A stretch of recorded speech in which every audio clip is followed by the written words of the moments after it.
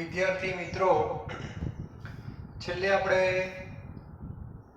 પ્રાથમિક કોષ એમાં સૂકા કોષ વિશેની માહિતી લીધી હતી. આજના લેક્ચરમાં આપણે દ્વિતીય કોષ વિશે ચર્ચા કરશું અને દ્વિતીય કોષનું સારામાં સારું ઉદાહરણ આપણા ઘરે, બરાબર, વ્હીકલની અંદર જે બેટરી છે જેને લેડ સંગ્રાહક કોષ એવું કહેવામાં આવે છે. બધા એનો દેખાવ જોયેલો જ છે. અંદરની રચના પણ ઘણાને ખ્યાલ હશે, છતાં આપણે થોડી ચર્ચા કરી લઈએ. એમાં કઈ રીતે પ્રક્રિયા થાય છે, કોનું ઓક્સિડેશન, કોનું રિડક્શન, દ્રાવણ શેનું હોય છે, બરાબર, આ બધી ચર્ચાઓ છે. તો સૌથી પહેલા સિદ્ધાંત જે છે એમાં કઈ નવું નથી. રાસાયણિક ઉર્જાનો વિદ્યુત ઉર્જામાં રૂપાંતર. રાસાયણિક ઉર્જાનો વિદ્યુત ઉર્જામાં રૂપાંતર. ત્યારબાદ રચના એટલે આમ તો પેટી જ છે, છતાં એને હું એક પાત્રના સ્વરૂપમાં દર્શાવું છું. તો આવું એક લંબચોરસ અથવા સમઘન એ ટાઈપનું પાત્ર છે, આખું લંબઘન. એની અંદર સૌથી પહેલા જો દ્રાવણની વાત કરીએ તો 38% W/W H2SO4 નું દ્રાવણ ભરેલું હોય છે, જેની ઘનતા 1.25 થી ચાલુ કરી 1.30 સુધીની એપ્રોક્સિમેટ હોય છે શરૂઆતના સમયમાં. જ્યારે આપણે બેટરી કારમાં જે લગાવીએ છીએ એ નવી જ્યારે પરચેસ કરીએ ત્યારે. ત્યારબાદ આની અંદર ઘણી બધી પ્લેટો હોય છે, એનોડ કેથોડ ઘણી બધી પ્લેટો હોય છે, બરાબર. સમજવા માટે ઘણી બધી પ્લેટોની હું વાત નથી કરતો, માત્ર બે જ પ્લેટ બતાવું છું, એક એનોડ અને એક કેથોડ. એનોડ તરીકે જે પ્લેટ હશે એ પીબી ની છે, પીબી સોલિડ. કેથોડની પ્લેટ પીબી ની છે, પણ એના ઉપર PbO2 નું કોટિંગ કરેલું છે, એના ઓક્સાઇડનો. એટલે અત્યારે આપણે PbO2 લખશું. અત્યારે આપણે જે ચર્ચા કરી રહ્યા છીએ એ ખાસ યાદ રાખજો. અત્યારે હું ચર્ચા કરી રહ્યો છું કઈ પ્રક્રિયાની? ડિસ્ચાર્જિંગ, બરાબર. ડિસ્ચાર્જિંગની અંદર આ Pb જે છે એ એનોડ તરીકે વર્તે છે અને PbO2 જે છે એ કેથોડ તરીકે વર્તે છે. એનોડ એટલે માઈનસ અને કેથોડ એટલે પ્લસ. ચલો, ક્ષાર ક્ષેત્રની કોઈ જરૂર નથી, કારણ કે દ્રાવણ એક જ છે અને બંને વિદ્યુત ધ્રુવો એક જ દ્રાવણમાં ડૂબાડેલા છે. અત્યારે પ્રવાહ પસાર ન થાય. પ્રવાહ ક્યારે પસાર થાય? આ બેને જોડવામાં આવે તો. જેવા બંનેને તમે જોડશો તરત જ આમાં નાટક ચાલુ થશે. નાટકનું નામ છે રેડોક્સ પ્રક્રિયા. આપમેળે થશે. પીબી ની જે પ્લેટ છે ત્યાં ઓક્સિડેશન થશે અને ઇલેક્ટ્રોન ત્યાંથી મુક્ત થશે અને એ ઇલેક્ટ્રોન આ બાજુ આવવાના છે. તો સૌથી પહેલા પ્રક્રિયા જે થઈ રહી છે લખી રહ્યો છું. તો એનોડ જે છે, એનોડ એની અંદર જે પ્રક્રિયા થશે એ આ પ્રકારની પ્રક્રિયા છે.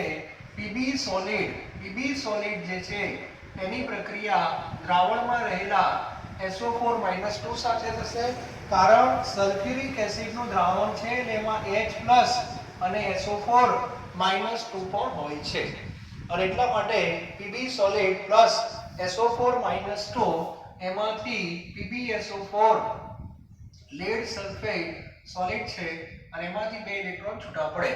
લેડ સલ્ફેટ અલ્પદ્રાવ્ય ક્ષાર છે, જેની દ્રાવ્યતા પાણીમાં ખૂબ ઓછી હોય, એટલે અવક્ષેપ સ્વરૂપે મળે અને એ બધો ક્ષાર આ પ્લેટો ઉપર શું થાય? જમા થાય. એટલે સૌ સમજી લો, પીબી ના કારણે જે ક્ષાર ઉત્પન્ન થયો એ એની જ પ્લેટ ઉપર ધીરે ધીરે જમા થાય છે. આ પ્લેટ ઉપર જાય એવું જરૂરી નથી, પણ ત્યાં એમાં ક્ષાર આવવાનો છે, ચિંતા કરવાની જરૂર નથી. તો પીબી સોલિડ અહીંથી SO4-2 આ બે ભેગા થાય એટલે PbSO4 સોલિડ બને અને બે ઇલેક્ટ્રોન મુક્ત થશે. ત્યારબાદ રિડક્શનની જો વાત કરીએ તો PbO2 મદદ લેશે H+ ની, સાથે સાથે SO4-2 આમાંથી પણ PbSO4 સોલિડ ઉત્પન્ન થાય છે, પાણીના 2 મોલ છૂટા પડે છે, બરાબર. અને આ રીતે આખી પ્રક્રિયા છે 4H+ અને અહીંયા રહી ગયા 2 ઇલેક્ટ્રોન મેળવે છે. યસ, બેલેન્સ થવું જોઈએ આખી પ્રક્રિયા. તમે ઓક્સિડેશન લખો, રિડક્શન લખો કે રેડોક્સ લખો, આખી પ્રક્રિયામાં પરમાણુનું સંતુલન, હાઇડ્રોજનનું સંતુલન, ઓક્સિજનનું સંતુલન અને વીજભારનું સંતુલન હોવું જોઈએ. ન હોય તો એક નજર કરી લેવાની, આપણી ક્યાંક ભૂલ ના થવી જોઈએ. Pb 1 છે તો આ બાજુ 1 છે, SO4 1 છે તો 1 છે, વીજભાર ડાબી બાજુ -2 છે તો આ બાજુ -2. ક્લિયર? આ બાજુ જોઈ લો, Pb 1 છે તો 1 છે ઓક્સિજન, અહીંયા 2 અને 4 ને 2 6 તો 4 ને 2 6, હાઇડ્રોજન 4 તો પેલી બાજુ 4 અને સલ્ફર 1 છે તો 1. વીજભાર જોઈ લો, +4 -2 એટલે 0 થઈ ગયો, સામે પણ 0. અને આ બેનો તમે જો સરવાળો કરી દો તે પ્રક્રિયાને કહેવાશે રેડોક્સ પ્રક્રિયા. તો રેડોક્સ પ્રક્રિયા આમ લખશો આપણે, Pb solid + 2 SO4 -2 4H + PbO2 એમાંથી 2Pb SO4 solid + 2H2O. Clear?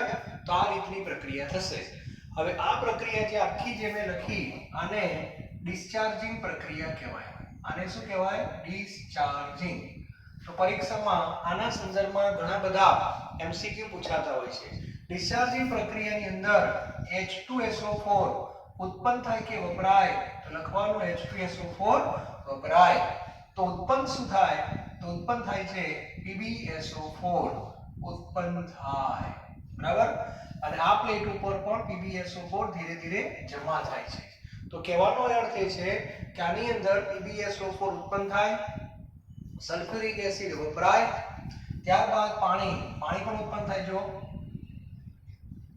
પાણી ઉત્પન્ન થાય, પાણી એટલે દ્રાવક વધે, દ્રાવ્ય ઘટે, એટલે સરવાળે દ્રાવણની જે ઘનતા હોય એ ઘનતા ઘટે છે. પહેલા 1.25 થી 1.30 હતી અને જ્યારે 1.05 જેટલી ઘનતા થાય ત્યારે આ સેલ મૃત થયેલો જાહેર કરવામાં આવે છે. ટૂંકમાં ડિસ્ચાર્જ થઈ જાય છે. અને કોષ પોટેન્શિયલની જો વાત કરીએ તો 2 વોલ્ટ પ્રતિ જોડ મળે તમને. 2 વોલ્ટ પ્રતિ જોડ એટલે એનોડ અને કેથોડની એક જોડ તમને 2 વોલ્ટ આપે છે. તો આજે નાનું બાઇક છે એમાં આટલી બેટરી જોઈએ, તો માની લો કે એમાં 10 વોલ્ટની જરૂર પડતી હોય તો આવી 5 જોડ જોઈએ. કારની અંદર માની લો કે 20 વોલ્ટની જરૂર છે તો 10 જોડ જોઈએ. ટ્રક છે એમાં 50 ની જરૂર છે તો એમાં 25 જોડ જોઈએ. તો આ રીતે તમે પ્લેટની સંખ્યાને જરૂર પ્રમાણે વધારી શકો છો. બરાબર? તો આવી સરસ મજાની થિયરી છે ડિસ્ચાર્જિંગ. પરીક્ષામાં IMP એટલા માટે છે કે આ દ્વિતીયક છે. દ્વિતીયક છે એનો અર્થ કે આનું શું થાય? ચાર્જિંગ થઈ શકે છે. હવે હું ચાર્જિંગની ચર્ચા કરી લઉં થોડી, પરીક્ષામાં ભૂલો ન થવી જોઈએ. તો અત્યારે આ સેલ થઈ ગયો, હવે ઇલેક્ટ્રોન આમાંથી આવતા નથી. કેમ? આ આકૃતિ આખી ડિસ્ચાર્જિંગની છે, પ્રક્રિયા પણ ડિસ્ચાર્જિંગની છે. આ ડિસ્ચાર્જિંગની બધી માહિતી મેં લખી નાખી, ધ્યાન આપજો. હવે આ સેલ મૃત થઈ ગયો છે એટલે હવે આ ઇલેક્ટ્રોન બહાર નીકળવાના નથી. ધ્યાન આપજો. હવે ચાલો, ક્લિયર? હવે આ સેલ મૃત થયેલો જાહેર કરી દીધો. હવે આને આપણે ફેંકી દેતા નથી. માની લો કે આપણે કોઈ દુકાનમાં લઈ જઈશું, શોપમાં લઈ જઈશું, તો એ લોકો આને ચાર્જ કરશે. કઈ રીતે ચાર્જ કરશે? બહુ સમજવાની વસ્તુ છે. ચાર્જિંગ કરવું એનો અર્થ ડિસ્ચાર્જિંગમાં ઇલેક્ટ્રોનની જે દિશા હતી એના કરતા વિરુદ્ધ દિશામાં ઇલેક્ટ્રોન દાખલ કરવા. ટૂંકમાં વિદ્યુત પ્રવાહની દિશા બદલવી. વિદ્યુત પ્રવાહની દિશા બદલવી એટલે ઇલેક્ટ્રોનની દિશા બદલવી.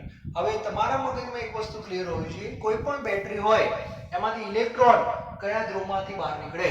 તો ઋણ ધ્રુવમાંથી. ક્લિયર? આ જ્યારે બેટરી ચાલુ હતી ત્યારે ઋણમાંથી જ ઇલેક્ટ્રોન બહાર નીકળતા હતા. ધ્યાન આપજો. હવે આને મારે ચાર્જિંગ આપવાનું છે તો મારે આ પ્લેટમાં ઇલેક્ટ્રોન દાખલ કરવાના છે. તો અહીંયા જે હું બેટરી મૂકીશ, બરાબર, એ બેટરીનો ઋણ છેડો અહીંયા હશે અને ધન છેડો અહીંયા હશે. સમજાય છે? તો આ બેટરી જેવી ચાલુ થશે એટલે અહીંથી ઇલેક્ટ્રોન આમાં આવશે. હવે આ પ્રક્રિયાને ચાર્જિંગ કહેવાય. ધ્યાન આપજો. હવે અગત્યનો મુદ્દો લખી રહ્યો છું, આને કહેવાય ચાર્જિંગ. ચાર્જિંગ થાય એટલે બહારથી વિદ્યુત ઉર્જા આવશે એટલે હવે આપણો આ સેલ વિદ્યુત વિભાજન કોષ તરીકે વર્તે. વિદ્યુત વિભાજન. અને વિભાજન થાય એટલે શું થશે? ધ્યાન આપજો. હવે આ સેલ અહીંયા જ્યારે આવશે ત્યારે અહીંયા કઈ પ્રક્રિયા થવાની? રિડક્શન એટલે આ એનોડ મટીને આ બની જશે કેથોડ. બરાબર. એ જ રીતે અહીંયા શું થવાનું? એનોડ. બરાબર. એટલે મગજમાં એક વસ્તુ ક્લિયર હોવી જોઈએ, ડિસ્ચાર્જિંગના જે એનોડ કેથોડ હતા ચાર્જિંગમાં બધું બદલાઈ જશે અને પરીક્ષામાં અહીંયાથી પ્રશ્ન પૂછાય છે ચાર્જિંગમાં એનોડ કોણ બને? PbO2. અને ચાર્જિંગમાં એનોડ જો પ્લસ થઈ ગયો અને હોય એક પ્લસ અને કેથોડ માઈનસ, તો આની અંદર કેથોડ તરીકે કોણ વર્તે? તો કેથોડ તરીકે Pb વાળી પ્લેટ વર્તે. 100% તો વપરાઈ ના ગયો હોય એટલે બોલાય આ રીતે. હવે જેવું ચાર્જિંગ ચાલુ થાય એટલે તરત જ આની અંદર રેડોક્સ પ્રક્રિયા ચાલુ થાય. રેડોક્સ પ્રક્રિયા આપમેળે ન થાય. બહારથી ઉર્જા શું કરવી પડે? આપવી પડે. અને જેવી તમે ઉર્જા આપશો એટલે આ બધી પ્રક્રિયાઓ બદલાઈ જશે. હવે પ્રક્રિયા બદલતા લગતા આવડે બધાને? તો જગ્યાનો અભાવ છે છતાં હું પ્રયત્ન કરું છું કે કઈ રીતે લખાય, તો ધ્યાન આપજો. પછી આનો ખાસ સ્ક્રીનશોટ પાડી દેજો. ઓકે. આખી પ્રક્રિયા ઊંધી થશે. ઊંધી એટલે એનોડ અને કેથોડ આ A છે ત્યાં C થઈ જાય, આ C છે ત્યાં A થઈ જાય. નંબર 1. બીજું, ખાલી C ને ના બદલાય, આખી બાજુ ફરી જાય. આખી બાજુ ફરી જાય એટલે એનોડ ઉપર આ પ્રક્રિયા થાય PbSO4 આ બાજુ લખવાની પ્લસ 2H2O એમાંથી PbO2 plus 4H plus SO4 minus 2 plus 2 electron. આને કહેવાય ઓક્સિડેશન. એટલે એ પ્લેટ ઉપર પાછો PbO2 મળે અને PbSO4 ધીરે ધીરે જે પ્લેટ ઉપર જમા થયો હોય નીકળી જાય. કેથોડ ઉપર કઈ પ્રક્રિયા થાય તો PbSO4 plus 2 ઇલેક્ટ્રોન એમાંથી Pb solid plus SO4 minus 2 આ રીતે બને. ક્લિયર? અને આ બેનો સરવાળો કરો એટલે પ્રક્રિયા કઈ થઈ જાય? રેડોક્સ થઈ જાય. અને એ રેડોક્સ આપમેળે થાય નહીં, આના કરતા ઊંધી પ્રક્રિયા થવાની 2PbSO4 plus 2H2O એમાંથી Pb પાછા આવશે, PbO2 પણ પાછા આવશે, SO4 minus 2 પણ પાછા આવશે અને 4H પણ પાછા આવશે. એટલે દ્રાવ્ય પાછો વધશે, દ્રાવક પાછો ઘટશે, ઘનતા પાછી ધીરે ધીરે વધશે. ઓરિજિનલ ઘનતા તો ન જ આવે અને 100% રિકવરી થતી નથી. પણ પરીક્ષાની અંદર આ થિયરી એટલા માટે અગત્યની છે કે ડિસ્ચાર્જિંગ અને ચાર્જિંગ બંનેમાંથી કોઈ પણનો પ્રશ્ન પૂછાય તો તમને આવડવો જોઈએ. આવી જ્યારે આકૃતિ હોય, આવી બેટરી દોરેલી છે, આવી બેટરી દોરી એનો અર્થ એવો થાય આ પોતે મૃત છે અને એને બહારથી ઉર્જા આપે છે. આ બેટરી કાઢી નાખો એનો અર્થ કે આ બેટરી પાછી જીવંત થઈ ગઈ કહેવાય. ફિઝિક્સની અંદર આ થિયરી ભણશો ત્યારે આ રીતે ભણશો. કેમ? ફિઝિક્સમાં આખી થિયરી ચાર્જિંગની જ છે. એનો અર્થ કે પહેલેથી બેટરી મૃત અવસ્થામાં જ છે. ધ્યાન રાખજો. અને એની અંદર આ છેડા આમથી આમ આપેલા છે. કેમ? તો બેટરી ઊંધી હશે એટલે આ PbO2 આ બાજુ હશે, Pb આ બાજુ હશે. ઘણા કે સાહેબ ભૂલ છે, ભૂલ નથી, ઉપરના છેડા પણ અલગ હશે. આ બધી વસ્તુ મગજમાં ક્લિયર હોવી જોઈએ. કેમિસ્ટ્રી આપણે ડિસ્ચાર્જિંગ ભણીએ છીએ, પછી ચાર્જિંગ ભણીએ છીએ. ફિઝિક્સ વાળા સીધું ચાર્જિંગ ભણે છે. ક્લિયર? તો આ એક વસ્તુ મગજમાં હોવી જોઈએ. પરીક્ષામાં પ્રશ્ન ડિસ્ચાર્જિંગ નો છે કે ચાર્જિંગ નો છે એ પણ તમને ખબર હોવી જોઈએ. ક્લિયર? તો આટલી માહિતી અગત્યની છે. આના કરતા ઊંધું થઈ જાય. ક્યારેક તફાવત પણ પૂછાય. આમાં રેડોક્સ પ્રક્રિયા આપમેળે થાય, આમાં રેડોક્સ પ્રક્રિયા આપમેળે ન થાય. આ વિદ્યુત રાસાયણિક કોષ તરીકે વર્તે, આ વિદ્યુત વિભાજન તરીકે વર્તે. Anode Pb, cathode PbO2, anode PbO2, cathode Pb H2SO4 વપરાય, ઉત્પન્ન થાય. PbSO4 ઉત્પન્ન થાય, વપરાય. પાણી ઉત્પન્ન થાય, વપરાય. ઘનતા ઘટે, વધે. એટલા બધા મુદ્દા છે. અને પ્રક્રિયાઓ પણ લખી શકાય. બરાબર? એટલે આ થિયરી જે છે એ મોસ્ટ ટાઈપની છે. આના સંદર્ભમાં યાદ રાખજો આખી જે આ થિયરી છે એમાં કેટલા ઇલેક્ટ્રોનની આપ-લે થાય છે તો મગજમાં રાખજો 2 મોલ ઇલેક્ટ્રોન. એટલે આ બેટરી તમને બહાર 2 ફેરાડે જેટલો વિદ્યુત પ્રવાહ આપે છે. ઓકે? અને 2 ફેરાડે જેટલો વિદ્યુત પ્રવાહ આપશે એટલે સામે H2SO4 સલ્ફ્યુરિક એસિડ કેટલો વપરાય છે એ પણ ખબર પડી જાય. આ કેટલો વપરાય છે જો ટોટલ સરવાળો કરો તો H2SO4 ના 2 મોલ. એટલે આ એક માહિતી રાખજો.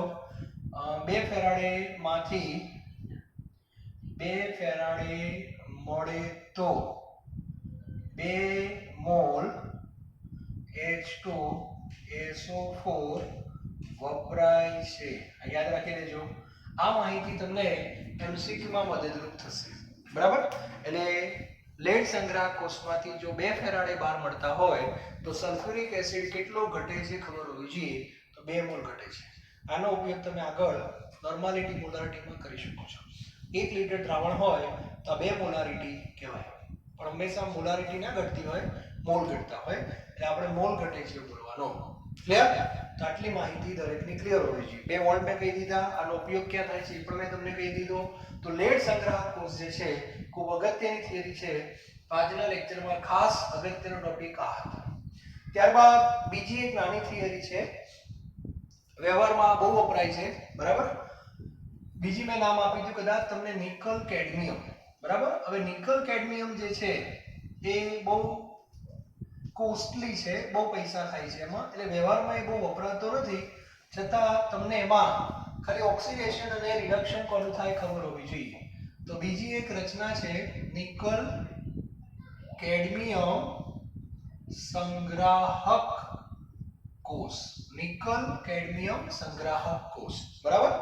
તો એની અંદર ઓક્સિડેશન કોનું થાય? તો ઓક્સિડેશન થાય છે Cd નું, કેડમિયમ, અને એમાંથી CdO બને છે. એટલે 0 માંથી +2. આ બધું જોઈ લીધું આપણે આમાં. અહીંયા Pb 0 માંથી શું થતું હતું? +2. ડિસ્ચાર્જિંગમાં અહીંયા +4 માંથી +2 થાય છે. એ પણ ખબર હોવી જોઈએ. બરાબર? ઓક્સિડેશન અવસ્થા લખતા આવડી જોઈએ. ડિસ્ચાર્જિંગમાં 0 થી +2 +4 માંથી +2 આપણે ભૂલી ગયો હમણાં. આની અંદર આ 0 અને આ +2.